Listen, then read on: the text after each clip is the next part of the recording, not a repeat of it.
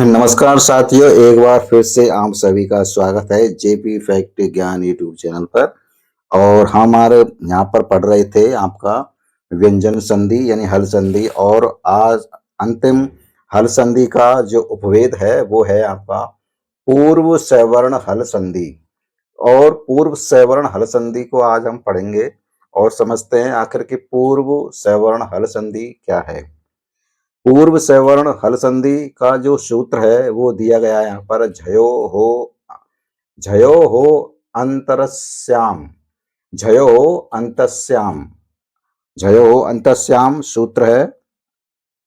और झयो हो अंतस्याम सूत्र क्या कहता है? ये झयो हो अंतस्याम जो है पूर्व सवर्ण हल संधि का सूत्र है। प्रश्न पूछ सकता है कि पूर्व सवर्ण हल संधि का सूत्र नियम है वो है क्या है? झयो हो अंतस्याम, झयो हो अंतस्याम। पूर्व सवर्ण हल संधि का सूत्र क्या है? झयो हो अंतस्याम। तो झयो हो अंतस्याम सूत्र क्या कहता है? ये कहता है कि झय परस्य व पूर्व सवर्ण, यानी झय परस्य क्या होता है कि झय परस यानी झय प्रत्याहार के परस यानी परे होने पर, झय प्रत्याहार के परे होने पर क्या होता है? वह पूर्व सवर्ण यानी जो पूर्व सवर्ण यानी जो झय प्रत्याहार का पूर्व सवर्ण है वह आदेश हो जाता है।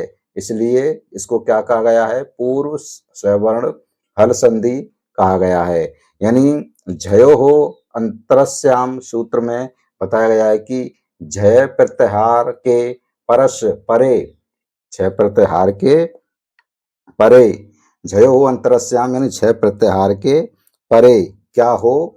हा हो, क्या हो? हा हो। तो उसका क्या हो जाएगा? पूर्व सवर्ण आदेश हो जाएगा। यानी पूर्व में जो झय प्रत्याहार है उसी वर्ण का आदेश हो जाएगा। किसका आदेश हो जाएगा? हा वर्ण का आदेश हो जाएगा। एक बार फिर देखते हैं पूर्व सवर्ण हल संधि। झयो हो अंतरस्याम सूत्र, झयो हो अंतरस्याम सूत्र क्या कहता है? ये कहता है कि झय प्रत्याहार के परस यानी परे, झय प्रत्याहार के परस यानी परे क्या हो? हा हो। झय प्रत्याहार के परे क्या हो? हा हो। तो झय परस व पूर्व सवर्ण, व पूर्व सवर्ण यानी आपका पूर्व सवर्ण यानी झय प्रत्याहार के सवर्ण आदेश हो जाएगा। अब झय प्रत्याहार में कौन कौन से वर्ण आते हैं इसको देख लेते हैं। इसमें झय प्रत्याहार में जो वर्ण आएंगे वो इसमें यह है कि वर्ग के पांचवा वर्ण को छोड़कर, यानी जो प्रत्येक वर्ग है उन प्रत्येक वर्गों के पंचम वर्ण को छोड़ करके सभी वर्ण जो हैं झय प्रत्याहार में आ जाएंगे। आपके झय प्रत्याहार में समस्त ऊष्म वर्ण आ जाएंगे, झय प्रत्याहार में जो है अंतःस्थ वर्ण आ जाएंगे और प्रत्येक वर्ग के आपके वर्ण आ जाएंगे केवल प्रत्येक वर्ग के पंचम वर्णों को छोड़ करके, यानी अनुनासिक वर्णों को छोड़ करके जो है समस्त झय प्रत्याहार में वर्ण आ जाते हैं। तो झयो हो अंतरस्याम सूत्र क्या कहता है? यह कहता है कि झयो यानी झय प्रत्याहार के परस यानी परे यदि हा हो तो क्या हो जाता है? पूर्व सवर्ण आदेश हो जाता है। तो झय प्लस हा यानी यहाँ पर दिया गया है कि झय यानी झय प्रत्याहार प्लस हा को करते हैं तो हकार के स्थान पर, हकार के स्थान पर यानी हकार का झय वर्ण के वर्ग का चौथा वर्ण आदेश हो जाएगा। यानी जो झय वर्ण आएगा वो झय जो वर्ण है, झय प्रत्याहार का जो वर्ण आएगा वो किस वर्ग का है और उसी वर्ग का चौथा वर्ण आदेश हो जाएगा। क्या समझे कि झय प्लस हा यानी झय प्लस हा यदि हम करते हैं, संधि करते हैं, झय प्रत्याहार वर्ग, झय प्रत्याहार वर्ण इधर है और हकार वर्ण इधर है।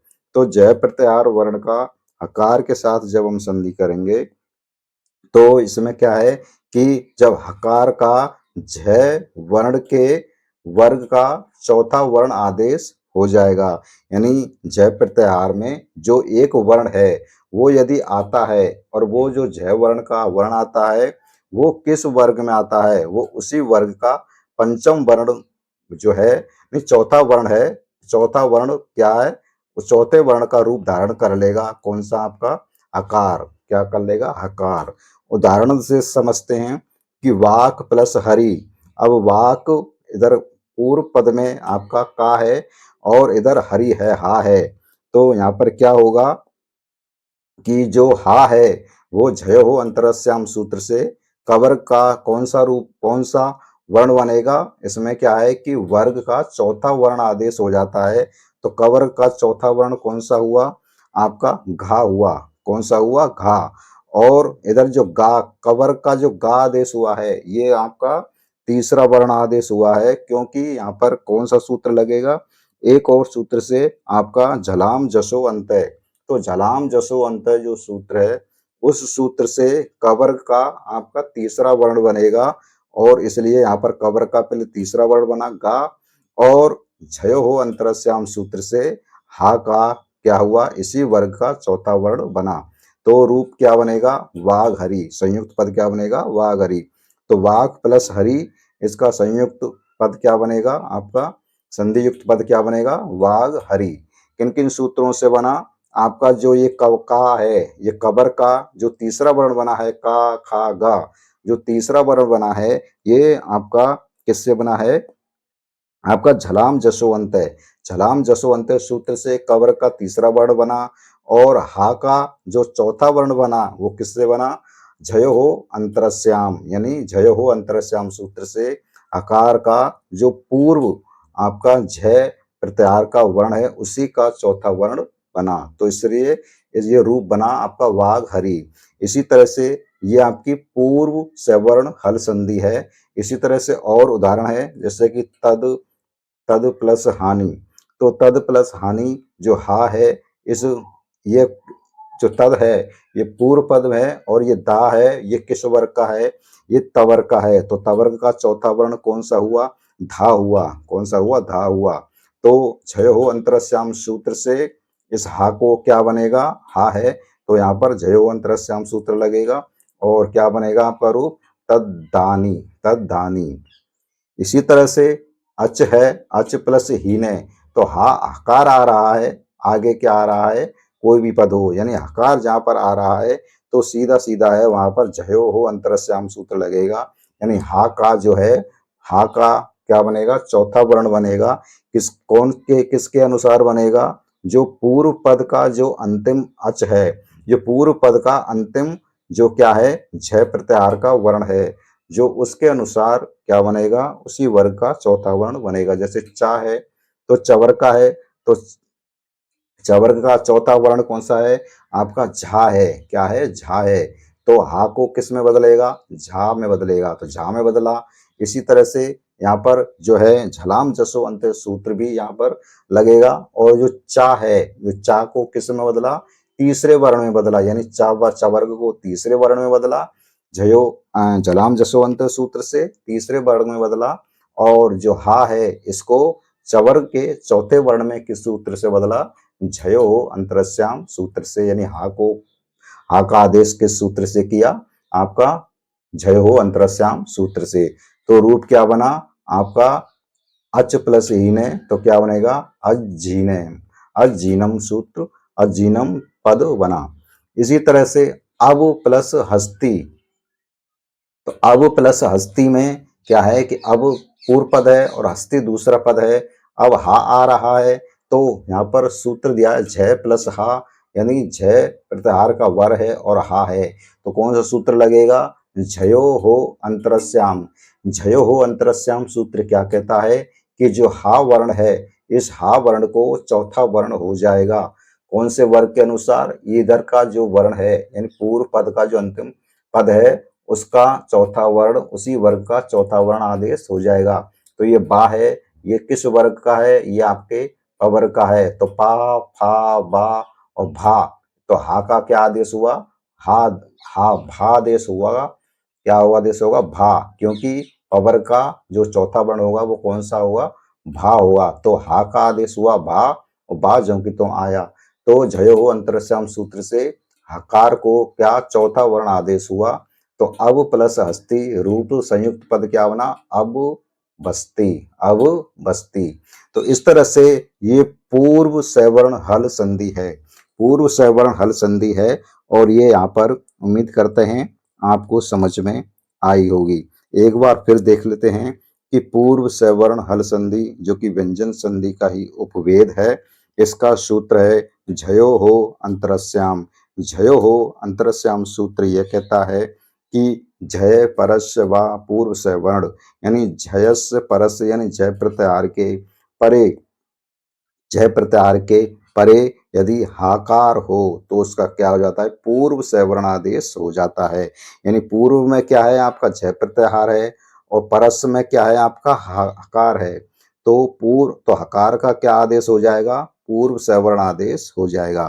तो जय प्रत्याहार में आपके जो पंचम वर्ण हैं यानी जो आपके अनुनासिक वर्ण हैं उनको समस्त को छोड़ देना है, तो सारे वर्ण जो हैं वो जय प्रत्याहार में आ जाते हैं। कुल मिलाकर के यानी जय प्रत्याहार को यदि हम आकार के साथ आपका संधि करते हैं तो जो आकार है इसको परिवर्तन होगा, इसको आदेश होगा किसके अनुसार, आपका जो जय प्रत्याहार का जो वर्ण आएगा वो वर्ण का चौथा वर्ण आदेश होगा आकार के स्थान पर। क्या होगा, आकार के स्थान पर चौथा वर्ण आदेश होगा। तो कौन सी संधि होगी वहां पर, पूर्व सवर्ण हल संधि होगी। किस सूत्र से, झयो अंतरस्याम सूत्र से। जैसे वाक प्लस हरि तो हा का हा हवा आकार है, तो हकार को झयो अंतरस्याम सूत्र से, इस हकार को पूर्व सवर्ण यानी पूर्व का जो वर्ण है उसका चौथा वर्ण आदेश होगा। यानी इसी वर्ग का चौथा वर्ण कौन सा हुआ, खा हुआ। इसी तरह से तो रूप क्या बना, वाग हरि। इसी प्रकार से तद प्लस हानि, तो जो हा है उसका जो आगे का जो वर्ण है उसका वर्ग का चौथा वर्ण आदेश हुआ तो धा आदेश हुआ। तो क्या रूप बना आपका तद प्लस हानि का, तद्धानी। इसी तरह से अच प्लस हीन है, तो यहाँ पर हकार है और इधर क्या है, झय प्रत्याहार का वर्ण है। तो हकार तो झयो हो अंतरस्याम सूत्र से जो हकार है ये आपका इस इस वर्ण का जो इस वर्ग का जो चौथा वर्ण है उसमें आदेश हो जाएगा किसका, हकार का। तो क्या आदेश होगा आपका, झा। तो चा है तो चा चवर्ग का चौथा वर्ण कौन सा हुआ, झा आदेश हुआ। तो हा के स्थान पर यानी हकार के स्थान पर झा आदेश हो जाएगा। यानी तो क्या रूप बनेगा, अजीनम। क्या बनेगा, अजीनम। इसी तरह से अब प्लस हस्ती तो हा है, तो हा को हम इस पवर का वर्ण है तो पवर का जो चौथा वर्ण है उसमें परिवर्तन हो जाएगा, हा हट करके। तो क्या आदेश होगा, पवर का चौथा वर्ण भा आदेश होगा, भा। तो भा आदेश हुआ तो इसलिए क्या रूप बना, अब प्लस हस्ती का अवस्थी। तो उम्मीद करता हूँ आपको ये क्लास समझ में आ गई होगी। जो भी इस क्लास से पहली बार जुड़ रहा है वो इस क्लास को लाइक कर दे और चैनल को सब्सक्राइब कर ले और वीडियो को शेयर कर दे उनके पास जो आरपीएससी सेकंड ग्रेड संस्कृत विषय टीचर के लिए जो तैयारी कर रहे हैं। उनके लिए ये क्लास बहुत ही महत्वपूर्ण है, क्योंकि जो आरपीएससी सेकंड ग्रेड संस्कृत विषय का जो पेपर है वो पूरा संस्कृत में आएगा, वहाँ कोई हिंदी नहीं आएगा।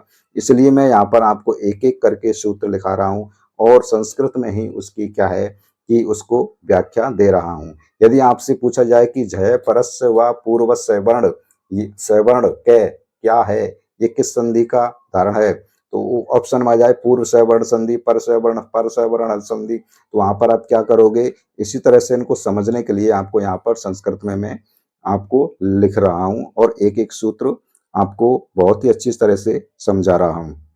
इनके आप नोट्स बना लीजिएगा और नोट्स बना करके आप अपनी तैयारी को मजबूती दे सकते हैं। तो चलिए, ये उम्मीद करता हूँ आपको ये पूर्व सवर्ण हल संधि जो कि व्यंजन संधि का उपभेद है ये आपको समझ में आ गया होगा। मिलते हैं नेक्स्ट नेक्स्ट प्रकरण के साथ, तब तक के लिए स्वस्थ रहिए, मस्त रहिए और तैयारियां करते रहिए।